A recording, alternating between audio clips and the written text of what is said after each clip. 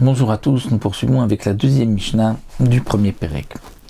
Donc à la suite de ce que nous avons vu dans la première Mishnah, où la Mishnah nous a parlé des 5 céréales, c'est-à-dire le blé, l'orge, l'épeautre, l'avoine et le seigle, et lorsque on a pétri une pâte, donc à base d'une de ces 5 céréales, il y a une obligation de prélever la chala.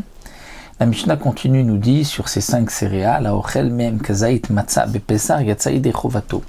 Si on a consommé un kazaït d'une matzah, donc le volume d'une olive d'une matzah,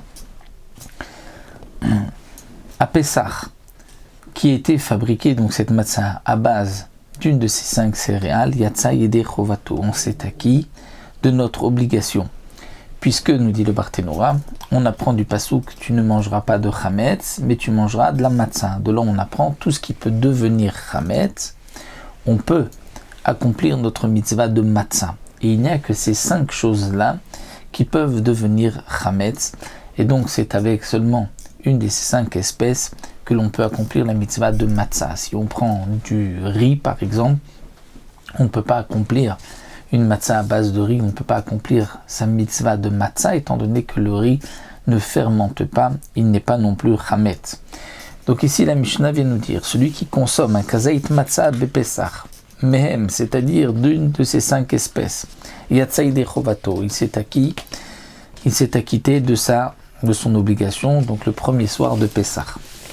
Et s'il a consommé kazaït chametz, un kazaït chametz à base donc d'une de ces 5 céréales, alors chayav bei karet, il est chayav du karet qui est marqué dans la Torah, hi karet, ti karet, pour celui qui va donc consommer du chametz à Pessah, la Torah le rend chayav de karet, ki kol ochel chametz venicheta, et puisqu'on trouve par ailleurs que la Torah utilise le terme de hikaret, tikaret, donc il sera retranché, donc c'est pour cela que la Mishnah utilise aussi le terme chayav behi karet, en réalité c'est chayav karet.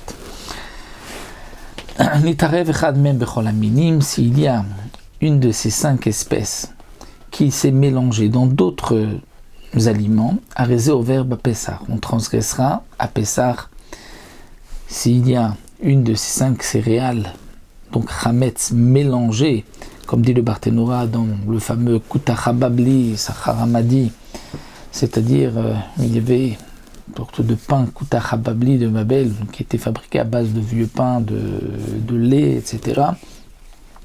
Donc même s'il y a donc un mélange de chametz d'une de ces 5 céréales avec d'autres aliments, on transgresse Pessah, c'est-à-dire on transgressera l'interdiction de baliré, balimatzek, l'interdiction de ne pas posséder de chametz dans notre possession. Anoder minapat ou minatou asur baim divrei Rabbi Meir nous dit, si quelqu'un fait le neder de ne pas manger de pâte ou de ne pas manger de récolte, donc pâte on va dire du pain ou de récolte, eh bien son interdiction est de ces 5 céréales.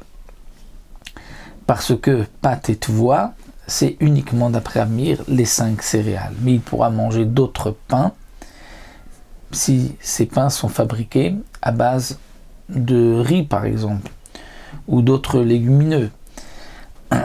Divrei Rabbi Meir. Chachamim omrim anoder mina dagan eno asur el hamim. Les Chachamim disent non. Celui qui s'interdit le dagan, eno asur el hamim, il ne sera interdit que mehem, que de cela.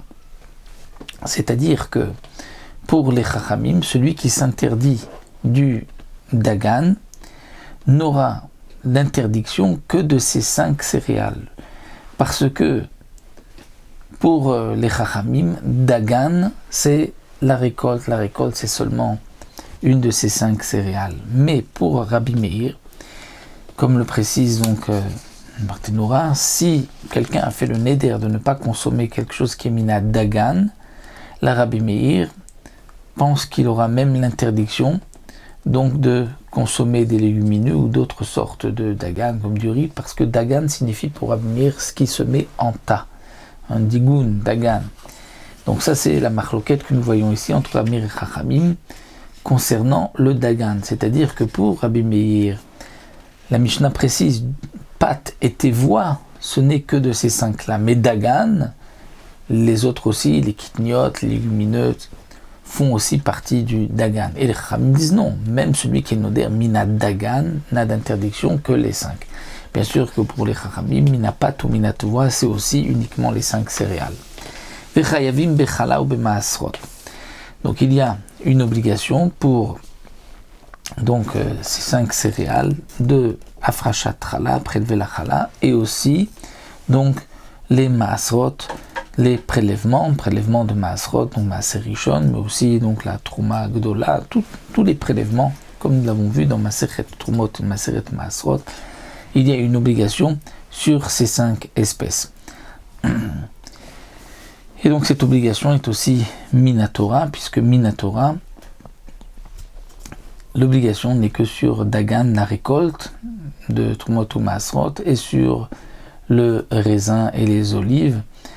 Et la Mishnah termine donc avec cette phrase Chayavim bechal b'maasrot par rapport aux Mishnayot qui suivront, où la Mishnah va nous parler, voici là où il y a un chiyuv chala et pas de maasrot, ou maasrot et pas chala. C'est pour cela qu'au départ on nous dit Chayavim bechala ou b'maasrot pour une de ces 5 céréales.